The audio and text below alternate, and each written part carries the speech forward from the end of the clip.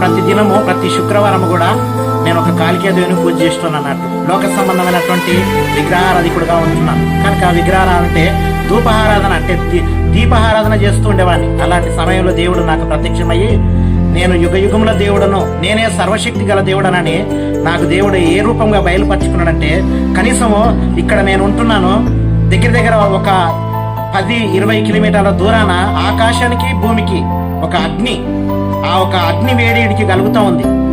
ఏంది అంత దూరం నుంచి అగ్ని ఇక్కడ జరగడం ఏంది, ఆ వేడి ఇంతవరకు వస్తుంది ఏంది అని నేను ఆలోచన చేస్తే ఆయన అన్నాడు, నరకం అనేది ఇదే చూడు, అగ్ని ఆరదు పురుగు జావదు, యుగ యుగాలు ఉండేటువంటి ఆ రాజ్యము నీకు కావాలంటే ఆయన ప్రేమను నువ్వు నమ్ముకోవాలనేసి ఆ దేవుడు నాకు ప్రత్యక్షమైతే వచ్చినాడు అన్న. కాబట్టి ఆ సర్వశక్తి గల దేవునే మరి నా 1992లో నా సొంత రక్షకుడుగా నేను అంగీకరించినాను.